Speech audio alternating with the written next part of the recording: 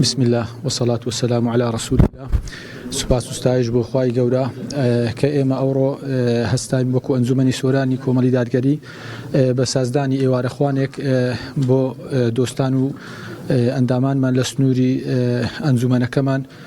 سوپاس بۆ خوای گەورە کە ئامادەبووان بە گەرم و گوڕیەوە بەشداریان کرد و هەروەها ئامانجمان لەو کۆبوونەوە ئەوەیە کە بەهۆی ئەو با بڵێن ئیفتار سائیمە ئەو خوانی بەربانگە لێک نێزیک ببینەوە و پەیوەندیەکانمان نوێ بکەینەوە و هەروەها گرنگی بە کارەکانمان بدەین، بە کاروانی ئیسلامیەکەمان بدەین. وە سوپاس و ستایشی هەموو لایەکەین کە بەشدار بووینە لە ئەنجامدانی ئەو ئیفتار سائیمە و ئەرچان کێشاوە ماندوو بووینە.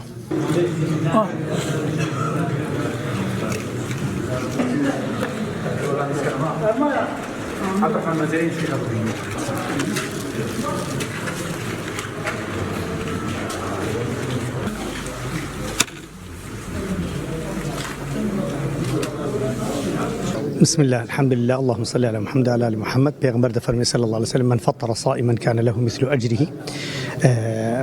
او کەسێک کەوا نانی کەسێکی بدا لە مانجی ڕەمەزان دایان لە هەر کاتێکی کە کەسێک بە ڕۆژوو بێ بەقەت ئەو کەسە خێری دەگاتێت کە بە ڕۆژوو بێ ئەوەی لە خێری ڕۆژی ڕۆژوانەکە کەم بێتەوە.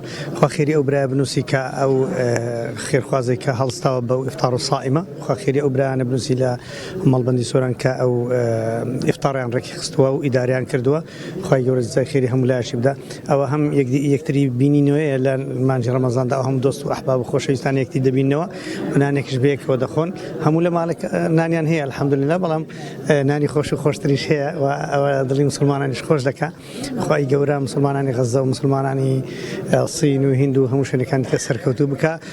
لێرە هەموو بێکەوە بە جەماعی کەلیمەیەکشمان دەبێ و دوعای خێر و جەماعیش بێکەوە دەکەین. ئەوەش خێرێکی کە و پاداشتێکی دکەین ئینشاءالله لە بۆ خێرخوازەک و لە بۆ ئەو برانە. خوای گەورە جزای خێری هەموو لای بداتەوە. السلام علیکم ورحمة الله وبركاته.